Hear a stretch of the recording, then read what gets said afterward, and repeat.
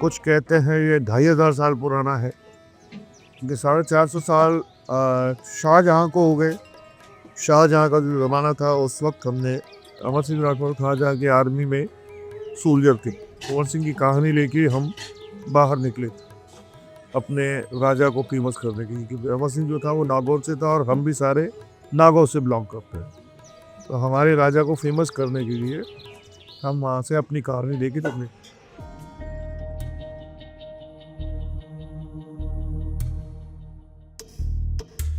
कैसे देखिए, मैं ट्रेडिशनल आर्टिस्ट हूँ।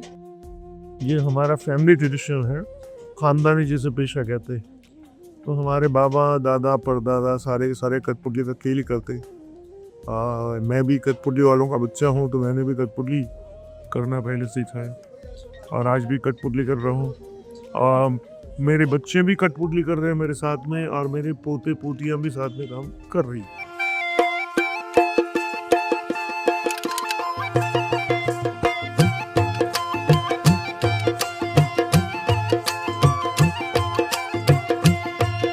कुछ तो कहते 450 साल पुराना है, कुछ कहते हैं 2500 साल पुराना है। जो वीर विक्रमादित्य का जमाना जो था ना, वीर विक्रमादित्य के सिंहासन पे 52 स्टैचू हुआ करते। जब भी विक्रमादित्य को कोई परेशानी होती थी किसी चीज़ की, कुछ गलत हो रहा है या मैं सही नहीं कर पा रहा हूँ, तो वो अपने सिंहासन पे बैठते थे और वो जो 52 स्टैचू होते थे वो मूव करने लगते थे और बोलने लगते थे। विक्रमादित्य को रास्ता बताते थे कि इस वक्त तुम्हें ये रास्ता अपनाना चाहिए जिससे कि आपकी जीत हो सो।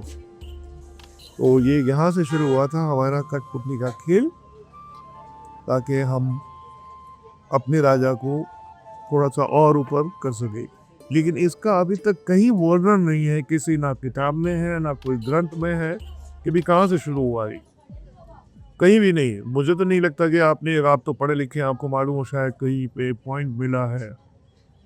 लेकिन ये तो मालूम है इतना, महाभारत में भी है, गीता में भी है, रामायण में भी है, कहीं ना कहीं कठपुतली का नाम जरूर आ जाता है कि भी ये कठपुतली की तरह नाच रही है, ये तो कठपुतली की तरह बातें करता है, और ये अपने पति को अपनी उंगली पे नचाती है कठपुतली की तरह। ये कहीं ना कहीं ये चीज़ें जुड़ जाती है, कहीं ना कहीं शब्द ये आते हैं किसी भी चीज़। लेकिन फाइनली अभी तक पता नहीं कि कठपुतली कहाँ से पैदा हुई, कहाँ से नहीं, अभी तक तो नहीं चला। बाकी पता नहीं कब पता चलेगा इसका कि कहाँ से आया है।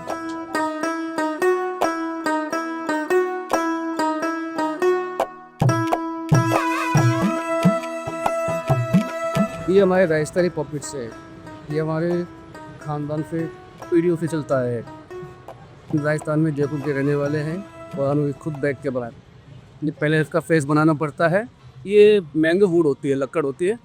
लकड़ लेके आते पहले हम, उसके बाद में हमारे औजार होते हैं, इस औजार से इनको बनाते इसका बना के उसके बाद में इसको थोड़ा धूप में रखना पड़ता है सूखने के लिए। लकड़ी जैसे सूखती है, जो थोड़ी सूखेगी उसके बाद में रेखमाल की घिसाई होती है। इस पर रेखमाल की घिसाई होने के बाद में इस पर पेंट चालू होता है।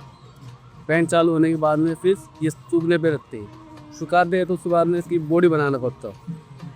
बॉडी बना के बाद में इसका कपड़े का हर पपेट जो है वो 5 से 10 दिन तक ले लेते एक पपेट को बनाने में। और कभी कभार तो ये होता है आलम, कठपुतली बनाने के बाद भी उसे फिर से तोड़ना पड़ता है, अगर उसके जक्शर या रिएक्शन सही नहीं है तो पेंटिंग करनी पड़ती है। उसके बाद में इसको बनाना है किस हिसाब से, इसमें थोड़ा हार्ड काम होता है। उसके बाद में जैसे वर्क वाला बनाता है तो ये पूरा वर्क वाले बनते हैं।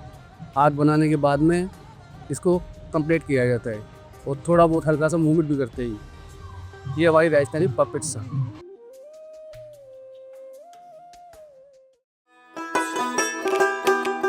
मेरा गोल्डन पीरियड तब शुरू हुआ था जब मैंने वर्कशॉप करना शुरू किया था, क्योंकि मैं पढ़ा लिखा नहीं हूँ, कभी स्कूल नहीं गया, बिल्कुल ज़ीरो। उनमें मुझे एक फ़ायदा हुआ कि कुछ तो ज़बान साफ़ हुई, दूसरा मेरे जो सिखाने का ढंग था उसमें इंग्लिश भी थी और मेरी बॉडी लैंग्वेज भी थी। तो कुछ तो बॉडी लैंग्वेज, कुछ मेरी भाषा, वो सारी चीज़ें मिलके मैं वो काम करने लगा। और उसके बाद मेरे कुछ बाहर के टूर्स बनने लगे। एक अचूमा सा था कि भैया ये आप जो पपेट शो करते हैं, हर बार अखबार में लिखा आता था, बाहर के अखबारों, कि भाई आप जो ये पपेट शो करते हैं, हम इतने ठंडे इलाके में रहते हैं, लेकिन आपका शो जब देखते हैं ना, तो हम इतने वार्म हो जाते हैं कि हम चेयर से भी 3 इंच ऊपर रहते। तो मज़ा आता था कि भाई हम कुछ भी करें, चाहे अपनी राजस्थानी भाषा में भी करें, लेकिन अगर विजुअल देखने वाली चीज़ अगर वो क्लियर होती है बंदे को, तो उसका फ़ायदा है, नहीं तो नहीं। क्योंकि पपेट बहुत मुश्किल है बॉस, बहुत ही। आप थिएटर कर सकते हो बहुत इजीली, आप एक्टर बन सकते हो बहुत इजीली। आप पूरी दुनिया भूल के अपनी आत्मा, अपना सोल, अपनी सोच, अपना ब्रेन सारा कठपुतली में डालना पड़ता है, तब जाके कठपुतली में जान आती है।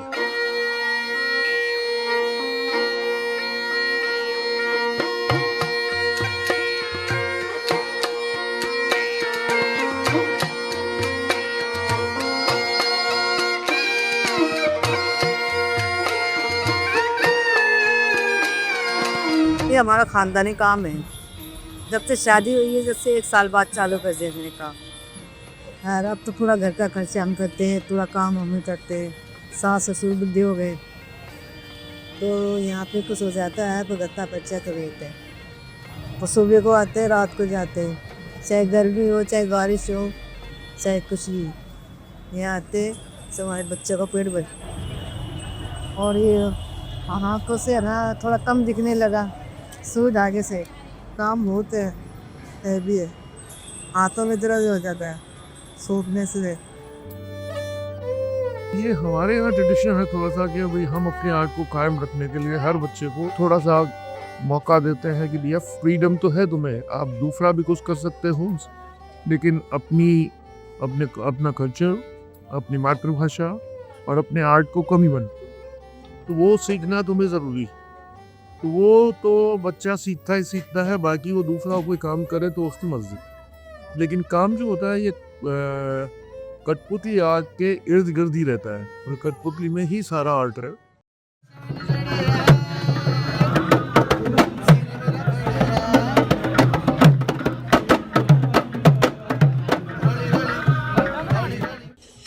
हम पहले रहते थे शादीपुर डिपो, कठपुतली कॉलोनी में, शादीपुर डिपो के बिल्कुल सामने है, पटेल नगर के पास। वहाँ पे पूरी हमारी कॉलोनी थी, झुग्गी झोपड़ी, तम्बू मकान, पक्के मकान, कच्चे मकान, वो इस तरह से बने हुए थे सारा, और हम सब वही रहते थे। 5,500 फैमिली थी ना। एक दफ़ा 2014 में हमें कुछ लोगों को शिफ्ट किया था यहीं पे 2000, और उसके बाद 2016 में हम सारे लोग यहाँ आ गए। इन्होंने कमिटमेंट किया था कि 2 साल में हम आपके फ्लैट बना के दे देंगे, लेकिन आज हमें यहाँ जो 2016 में आए थे उनको 8 साल हो गए हैं, और जो 14 में आए हैं उन्हें 12-13 साल हो गए हैं।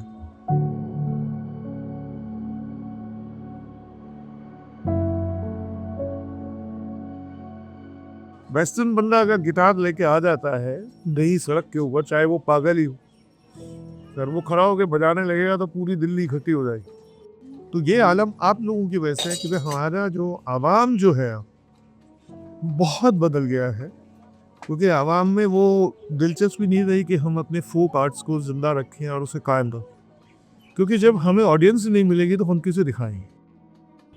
हमें खुद को 40 साल हो गए बना कर, 40 साल से बना रहे हैं। मैं बना रहा हूँ, मेरी मिसेस बना रही है, और बच्चे भी बनाते हैं। फैमिली में यही काम है वो।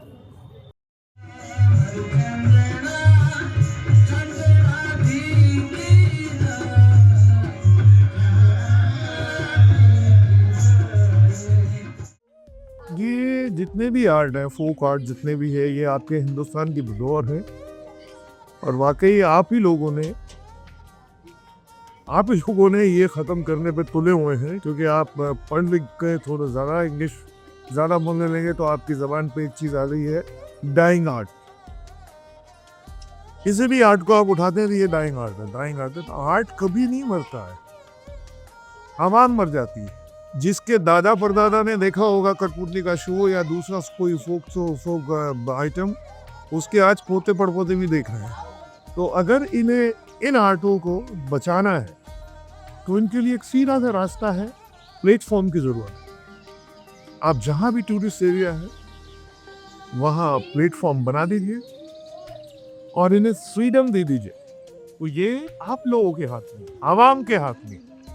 जिस दिन आवाम ने ठान लिया कि भैया हम अपना जो ट्रेडिशनल हमारी जो सभ्यता है उसे कायम रखना है, कि भैया वो जिंदा रहे और वो वहाँ तक जिंदा रहे जहाँ तक हमारे पूर्वज तो चले गए, हम में से भी कोई चला जाए तो कोई दिक्कत नहीं, लेकिन ये कायम रहना चाहिए, ये हमारे हिंदुस्तान की धरोहर।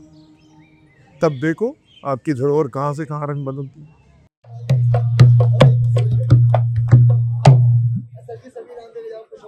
महल वाले हमारे को कुछ भी नहीं देते। आप जैसे लोग आते हैं जो हमारा घर चलता है, जो भी अपनी खुशी से। कठपुतली जिसे कहते हैं, वो कट माने तो काट होता है, लकड़ी जिसे कहते हैं, बहुत स्पेशल है। पुतली जो होती है वो ये आपके आंख में जो ब्लैक डॉट जो होता है ना, ऐसे पुतली के, पुतली को काट के साथ जोड़ के कठपुतली बनाए।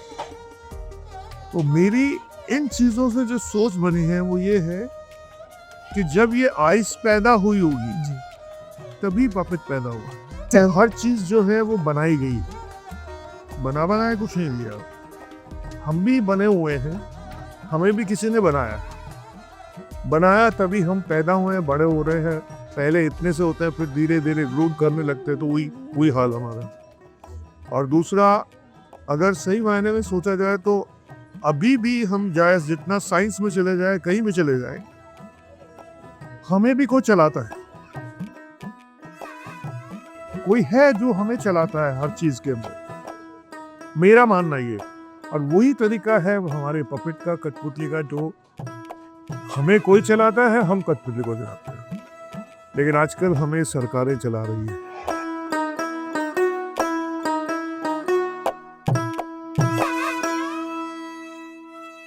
खम्बागरी